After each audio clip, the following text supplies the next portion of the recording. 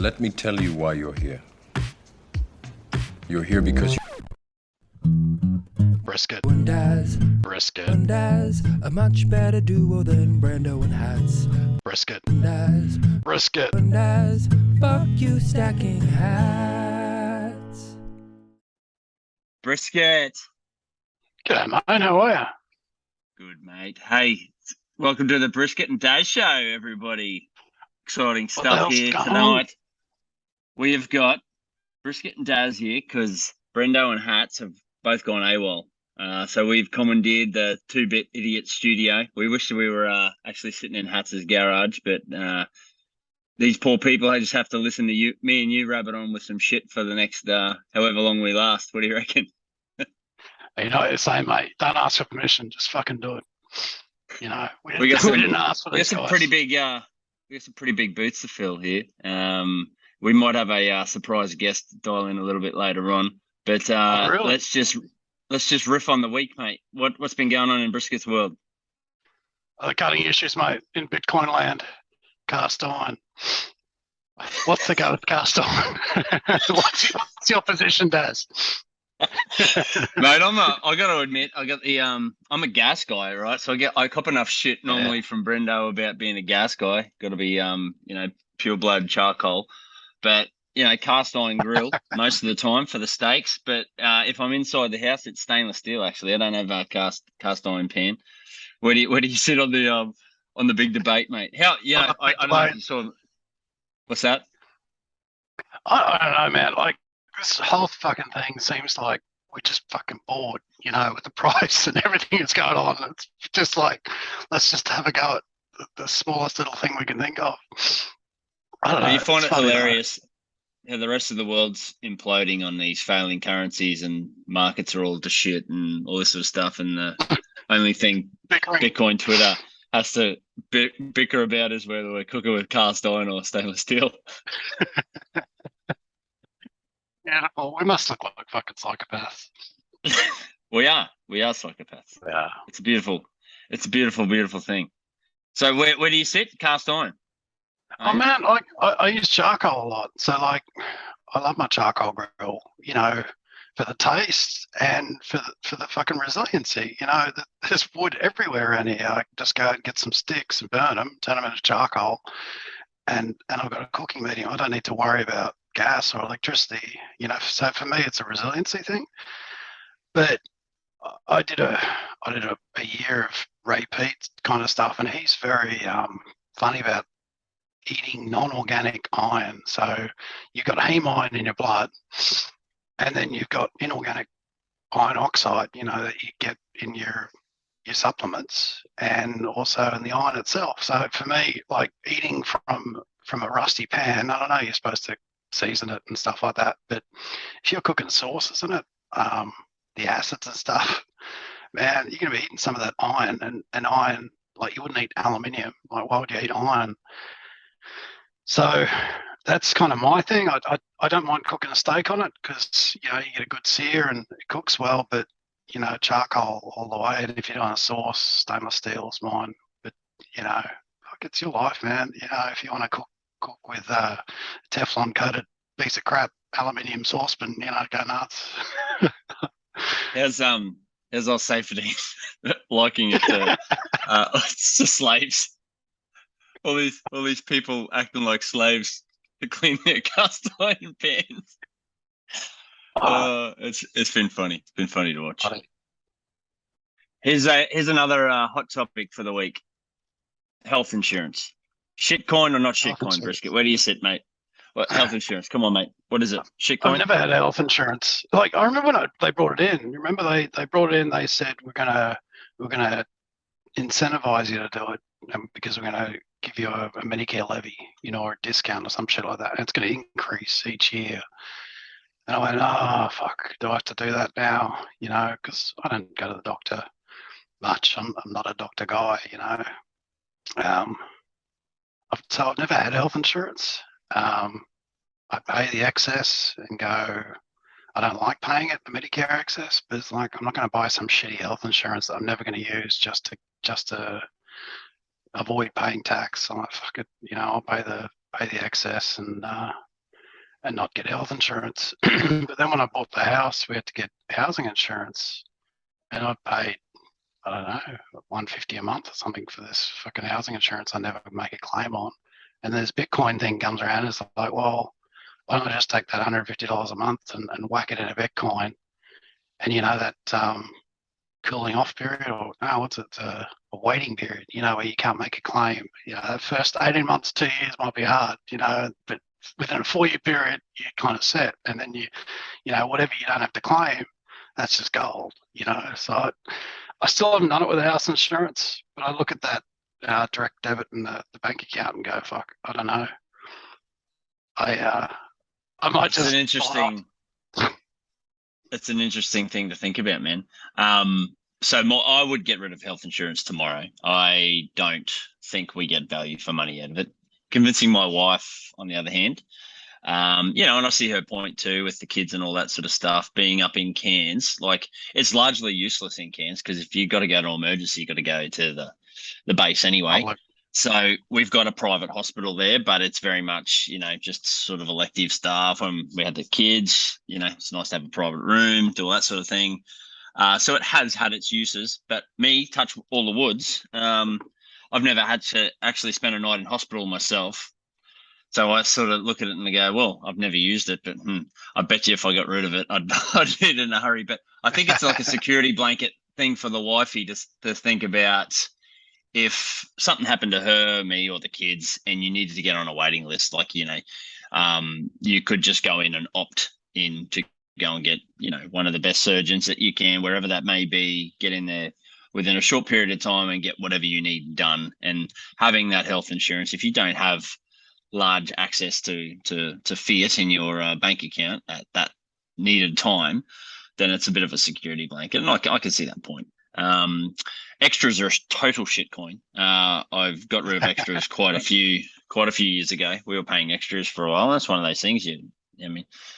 The premiums go up because they encourage you to use it, right?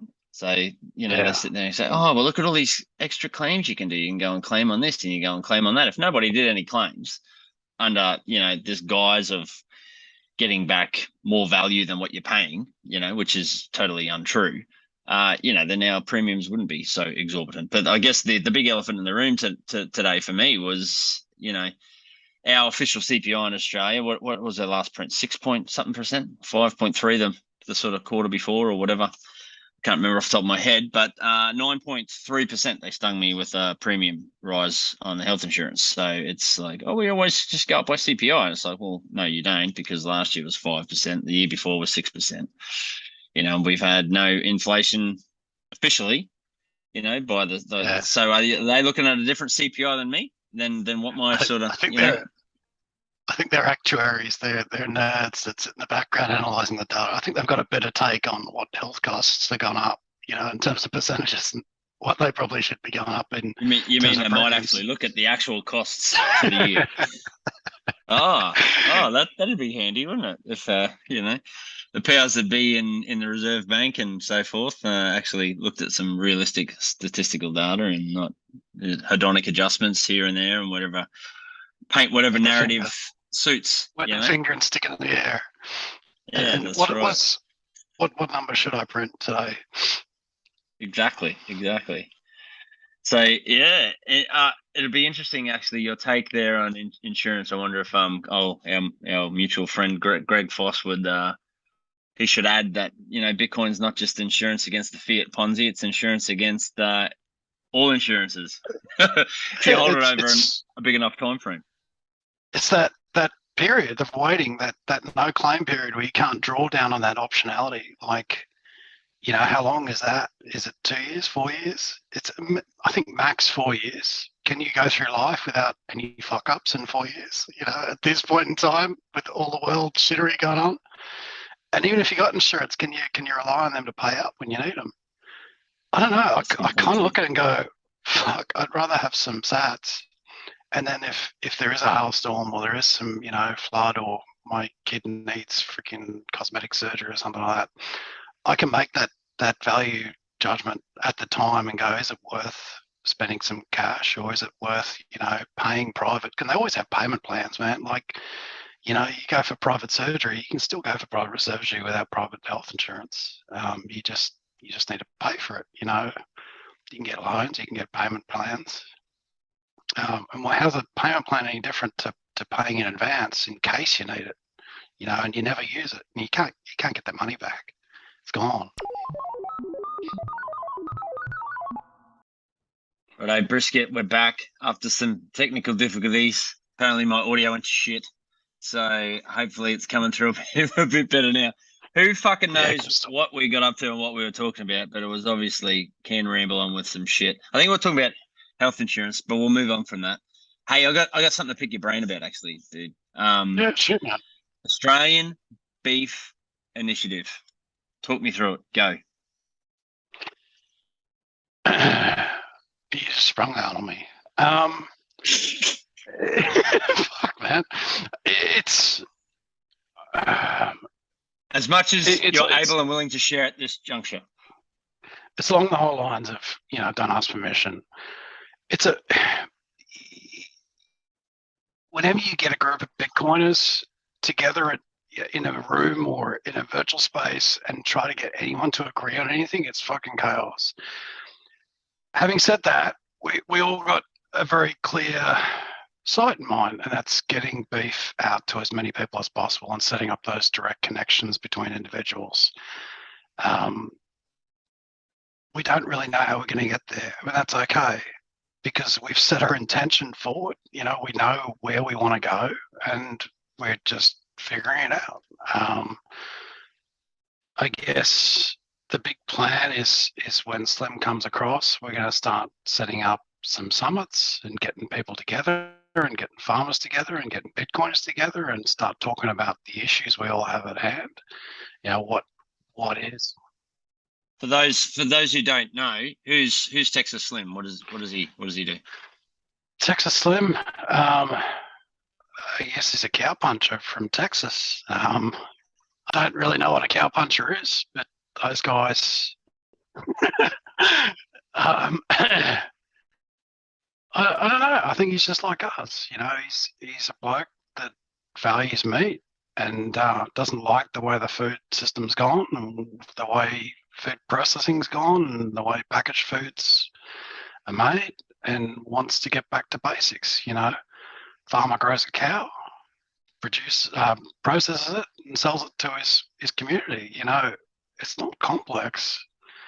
I think that's where a lot of his message sort of comes from, is cutting out a lot of that middleman, you know, and the inherent, what's the word I'm looking for? The processes that go on between the producer through to the consumer, and every single middleman that's got their hand in that pie has obviously their own incentives to, you know, increase yield, and, you know, they've captured it. Yeah.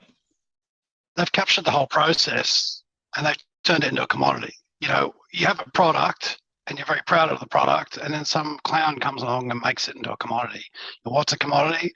It's something you can trade. A kilo of beef is a kilo of beef. You know, that's bullshit. You know, a kilo of beef is not a kilo of beef. One of the first things you learn when you're doing carnivore is there's a huge difference between cows. You know, how that cow is raised and processed and what cut it is, you know. But the cow itself, they differ so much.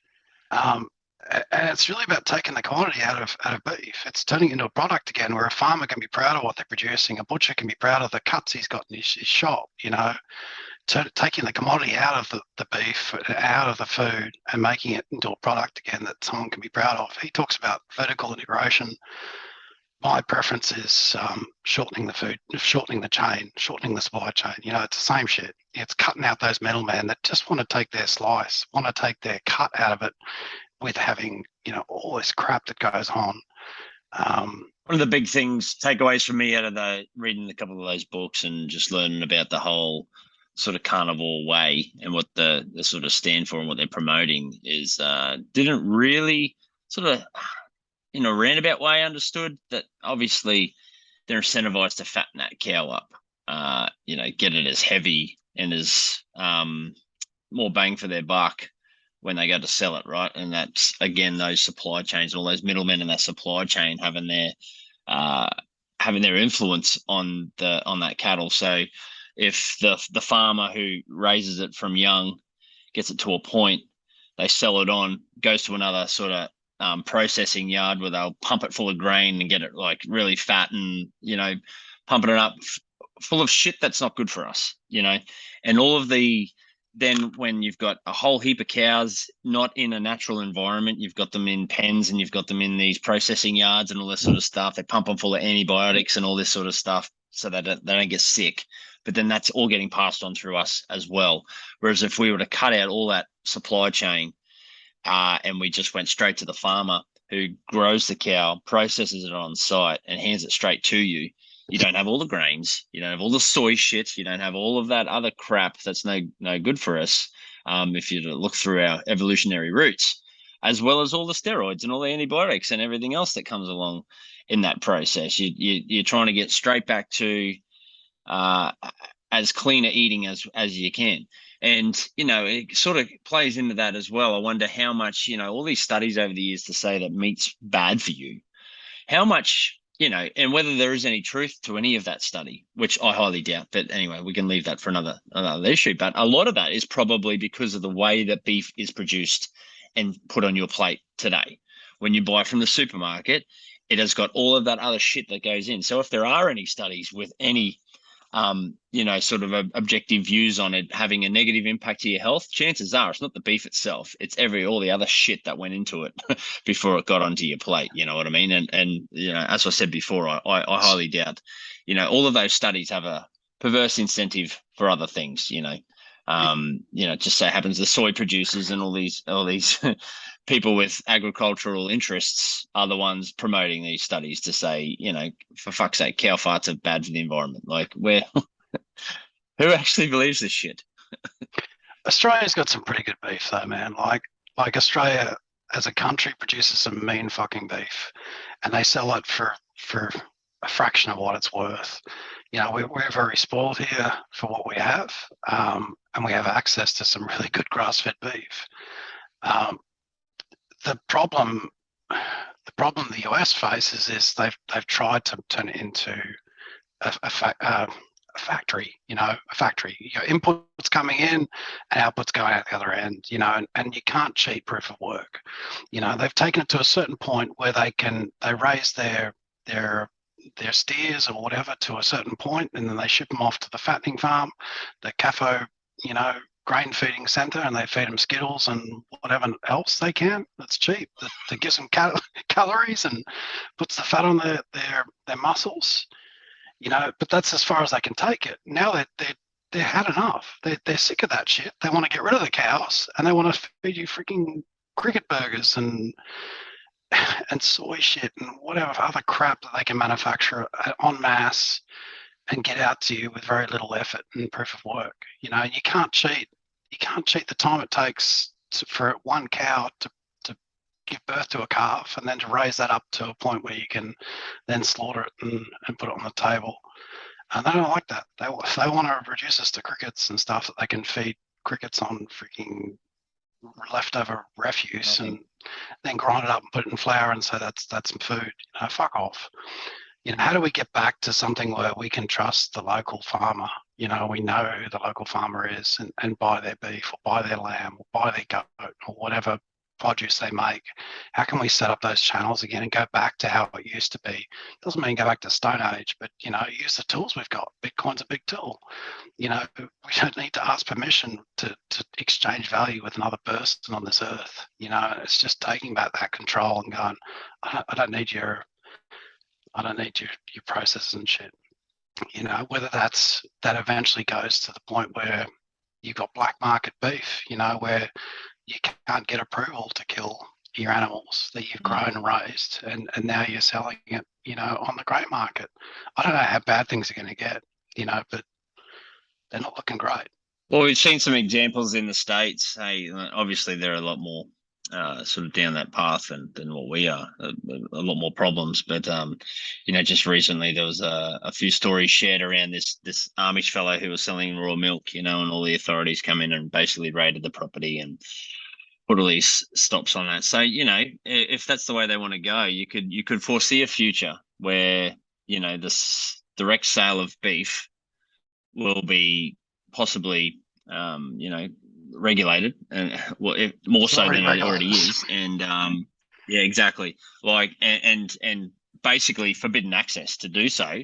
And, like you say, black market. And I think that's where this Texas Slim's been pretty instrumental over in the States, running a couple of these summits, just promoting, getting ranchers and consumers together, setting the stage for this is what it's doing to our nation. This is what it's doing to our children. This is what, eating all of this shit that we're used to eating out of a packet, this consumerism is doing to our society. And he's just sick of it. And he's, had a gutful, and he just wants people to be educated and wants us to get back to eating as per our evolutionary roots, man.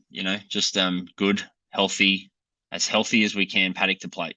What I love, meat. you're right. Like, he's gotten the farmers together, and he's gotten people who value meat together, which just happen to be a lot of Bitcoiners. We value meat, and he's got them together in this platform, and now he's having summits. But what he's also done, or what the guys have also done, the collective, the Beef Initiative has done, they started tackling the heart of the problem, and that's processing plants.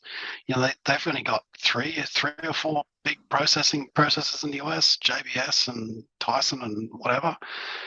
We don't have quite have the same environment here, but we don't have a lot of mini processing plants. There are all these big players in there, and they shield out. They say, you got to have certain cows in there. They can't be, of a certain type. They've got to be this type, because they want a marketable product they can flog to the big supermarkets, but they've created I think they've created one processing plant now where they can process the animals they want to process, whether that's their own cattle or whether it's another rancher's cattle, but they can control that choke point now where you can get the cow walking around the paddock to a consumer. It's beautiful. They've taken out that choke point that they've had us for so long.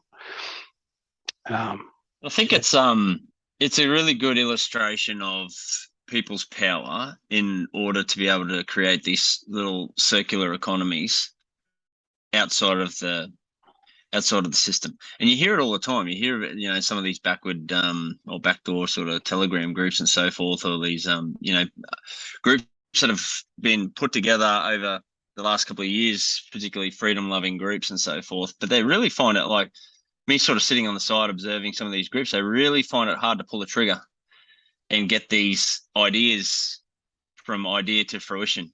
You know what I mean? And I think it's a really good example of what can be done when a community has a demand for something and an easy solution, and you just connect those parties together and say, and by the way, here's a currency as well that if they come for us, they can't get after. You know what I mean? It's the unstoppable force, and we will transact in Bitcoin.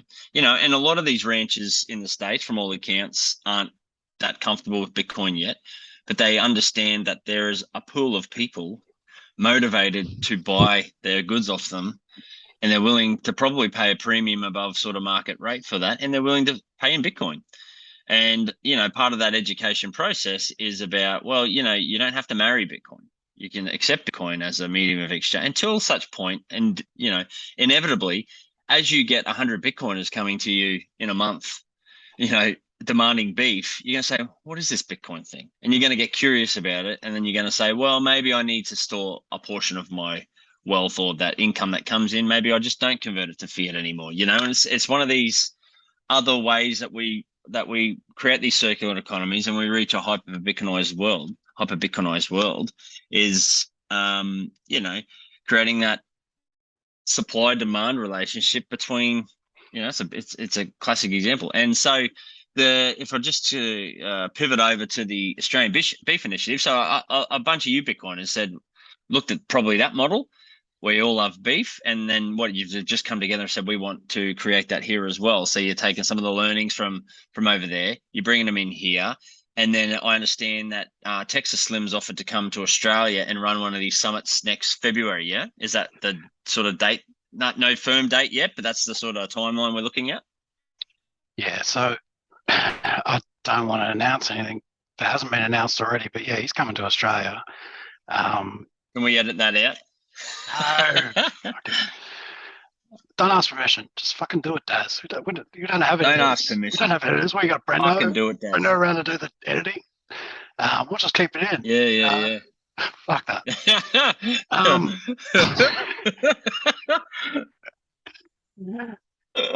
So no firm dates, no firm plans, but that is on the cards. Yeah, Texas Slim may be coming to help us. he's coming to run a bit of Australia. a summit.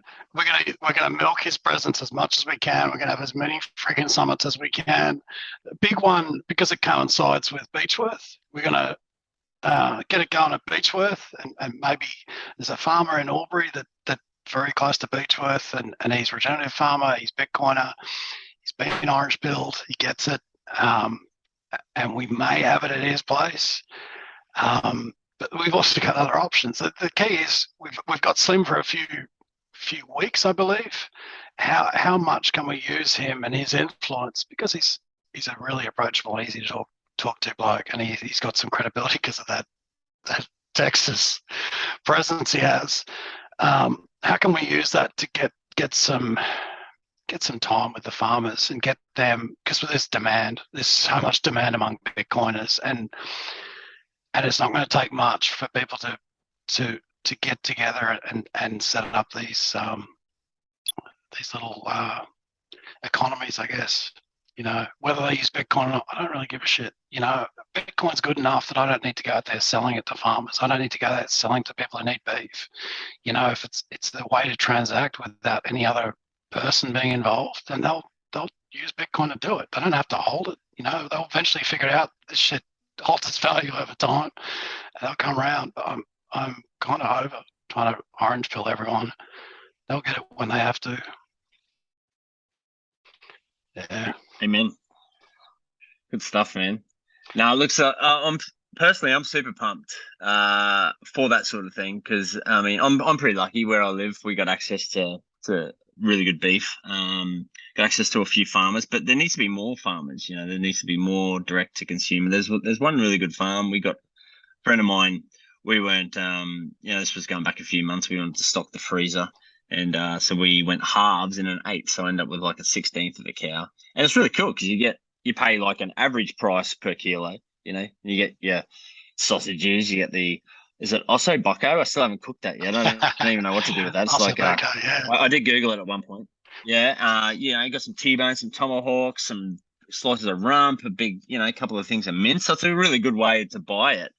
But like lately, I've been going down a bit of a carnivore route myself, or more just meat based, and I've just been smashing steak, but I've just been buying bulk cuts of this eye fillet and just slicing it up. And man, I've never, I'm a big guy. I've got a bit of excess weight. Don't like it. I've tried sort of fad diets over the years, but honestly, I know my body loves eating clean and eating lots of meat.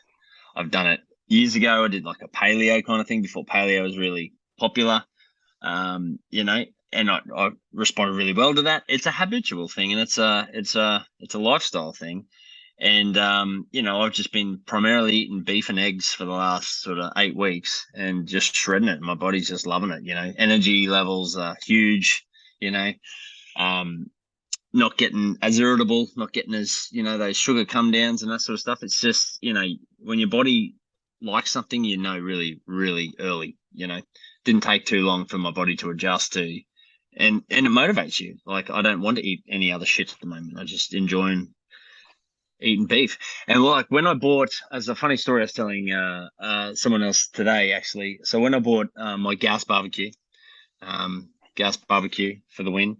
And you go through fucking bottles. You go through bottles on the gas barbecue, and you're like, I'm going to get myself a real barbecue, and it's a charcoal barbecue.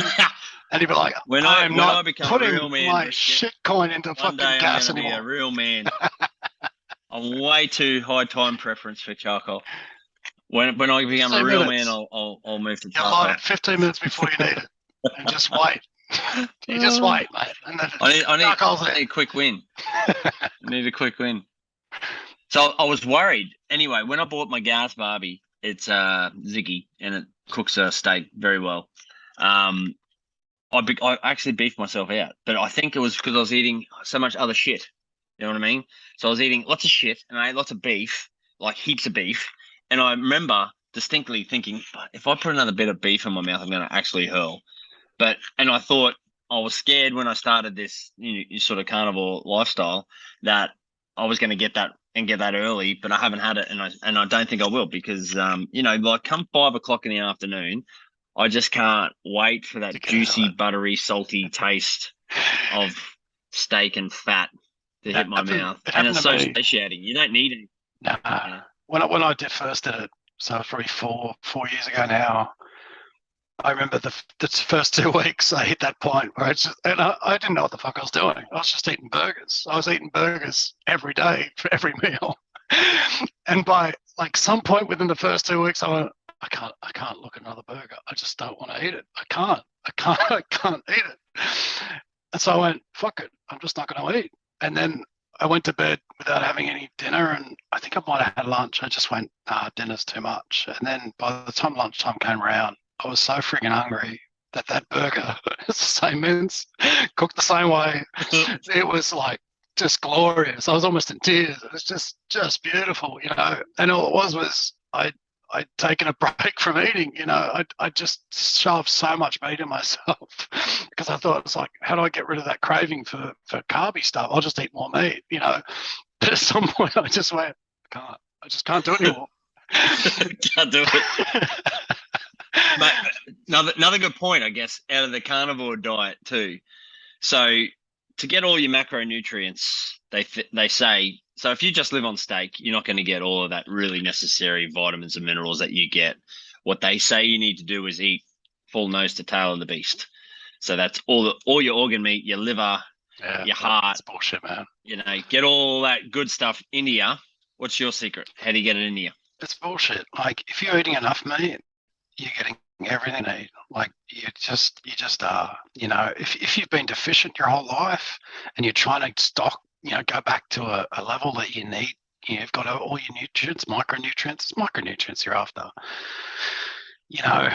Will you benefit from having a bit of beef liver? Fuck yeah. Beef liver is packed with some awesome shit, and you feel good. You can actually feel how much of a lift it gives you. It tastes like crap, but it makes you feel good, Do you need to eat it? No, if you eat enough meat for a long enough time, you'll stock up and you won't feel that huge boost from it.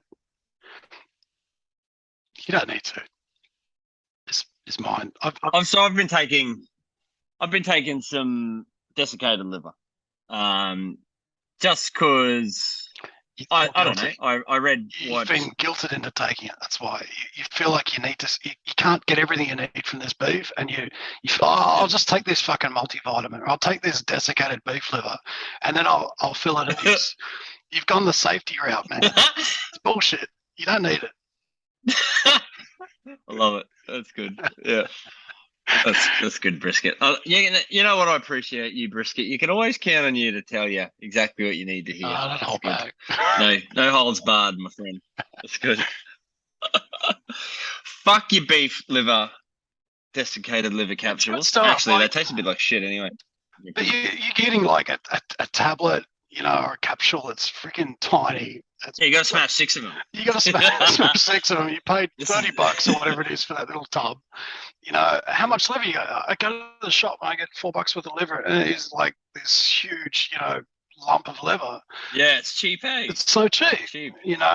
I blend that up. Because no one wants to fucking eat it. It tastes like shit. It tastes a bit ordinary, But you blend that stuff up with milk, and you hold your nose. You take a deep breath, and you smell it.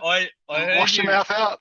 I heard you write that the other day, and I'm like, that is the last thing I'm going to fucking do. You don't eat it every day. Is blend that up with milk. You need one big hit of it, because an animal's got one liver. But the amount of meat and fat on a cow will last you weeks, if not months, even if you got the whole tribe in. Yeah.